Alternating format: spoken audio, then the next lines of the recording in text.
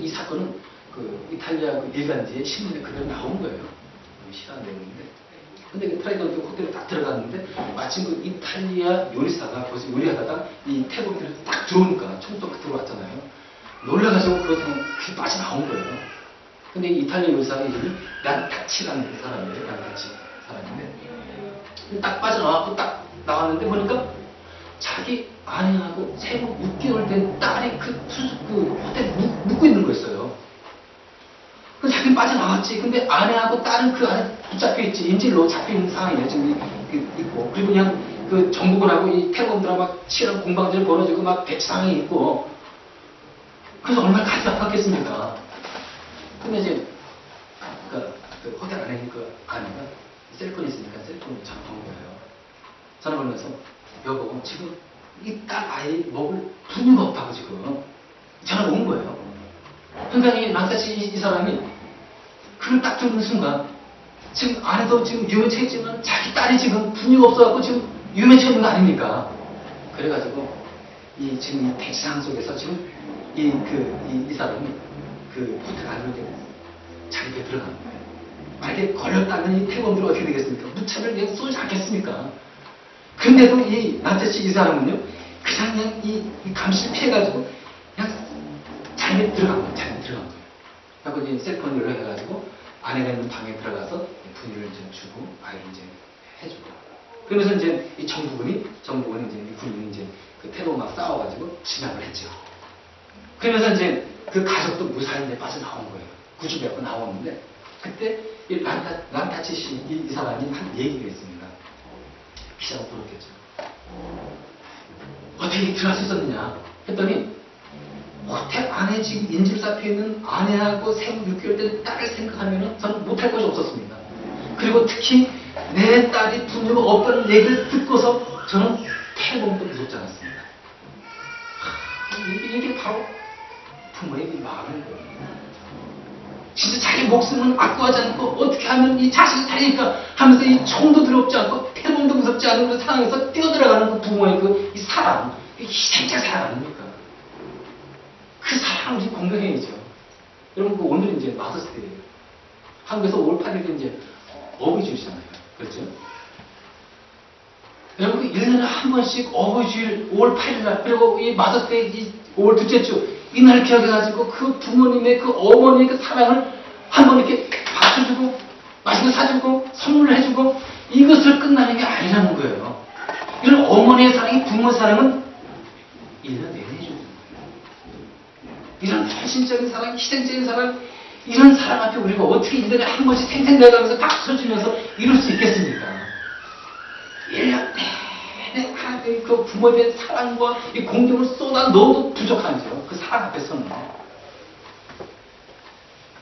그 헌신의 그 사랑이 참 진짜 희생 사랑이 진짜 우리도 닮은 거예요. 여러분, 그 2007년도인가요? 한국에서 벌어진 사건인데 8월 11일 날 새벽 2시 30분에 어떤 그 아들이 23살 된 아들입니다. 무직이었고요. 자기 집에 들어가가지고 2시 반이에요. 새벽. 소파에 자고 있는 아버지, 그리고 안방에 누워 자고 있는 어머니, 그리고 그 건너방에 자고 있는 누나 둘을 칼로 찌른 거예요. 현장에서 어머니가 돌아가셨어요. 아버지는 중상을 입었고요. 두 딸도 중상을 입은 거죠. 그리고 아버지는 그 병원에 실려가서 그 치료받는 중에 아버지도 돌아가신 거예요. 근데 그 아들이 이제 23살이었는데 왜 이런 사건을 벌였냐면은 자기가 이제 직업도 없고 버는 것도 없고 하니까 부모님을 찾아간 거예요. 하고 나 주식을 투자하려고 그러니까 돈 좀 달라고. 그래서 이 부모님이 이 자식에게 3,700만 원을 준 거예요. 자식을 주식 투자해가지고 뭐 산다고 막 그러니까 막 때려 쌌겠죠. 하고 줬는데 그걸 어떻게 썼느냐? 다 유흥비를 날려버린 거예요. 그 부모님 얼마나 속타겠습니까? 아니 자기가 지금 귀한 진짜 이 땀을 흘려가서 번 돈을 가지고 다 줬는데 이건 귀하게 써야 되는데 유흥비 다 날려버렸으니 부모님 책임을 좀 했겠죠. 그래서 이제 이 아들은 이제 또 어떤 계획을 하느냐면 어머니 이름과 자기 누나 두 이름을 가지고 생명을 끊는 거예요. 보험을 끊는 거. 그리고 계획적으로 7일 밤 2시 30분에 들어가서 그 일을 저지른 거예요. 근데 아버지가 칼에 맞았지만 중상 입었지만은 이제 병을 실려가면서 두 딸을 다쳤지만 불러놓고 어떻게 말하냐면, 야, 너희 우리 아들이 절대 범인이라는 얘기 하지 마라. 절대 너희는 입 꼭 다물고 그 다른 사람들 와서 우리를 죽였고 이렇게 다치겠다고 꼭 그렇게 얘기하라. 아주 신신당부하더래요, 그 아버지가. 근데 이 아들이요, 이렇게 범인을 이렇게 자기 아버지를 이렇게 해놓고도 아버지가 입원해 있는 그 병실에 편하게 와서 병 문을 하더래요. 근데 뭐 경찰 바보니까. 그래서 이제 아무 수상한 거예요. 그래서 이제 정 바로 해놓고 알바에다 조사해보고 증명을 찾았겠죠. 그래서 이제 신문하는 거. 그렇게 거짓말 하더래요. 나 아버지 안 죽였고 나 치도 안 했고 나 그러지 않았다. 거짓말 다 하고 막 그냥 그런 상황이었어요.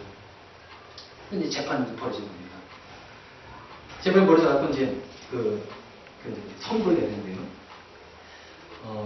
이 재판장 이름이 홍승명 부장판사더라고요. 이 부장판사가 이제 판결의 선고를 딱 내리는데 이렇게 선고를 내렸습니다. 제가 읽어보겠습니다.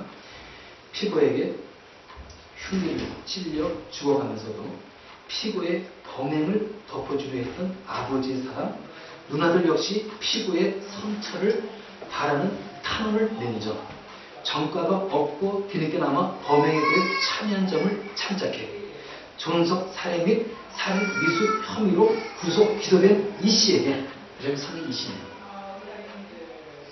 무기징역을 선고했어요. 차마 사형을 못 내린 거예요. 그 아버지께서 그냥 진짜 죽어가면서 그 아들을 어떻게 살려 했던 그것이 참작이 된 거예요. 그래갖고 사형이 아니라 무기징역으로 선고해요. 참 진짜 이 아들에게요 흉기에 찔려 죽어가면서까지도 그 아들의 그 범행을, 그 범죄를 덮어두려고 했던 그 아버지의 사랑, 그 부모의 사랑. 여러분, 그래서 우리가 어떻게 설명해야 되겠습니까? 얼마나 희생적인 사랑인 거예요. 진짜 우리는 이런 부모님을 공경하는 것은 조건적이면 안 되는 거예요. 이게 무슨 뜻입니까? 우리가 어버이를 공경하는 것은 무슨 어버이가 부모님을 공경할 만한 일을 했다 해가지고 공경하고 그렇지 못한 일을 했을 때는 공경하지 안 하고 이것이 아니라는 거예요. 무조건 공경해야 되는 거예요. 무조건. 왜 그렇습니까? 부모님 우리 낳아주셨잖아요.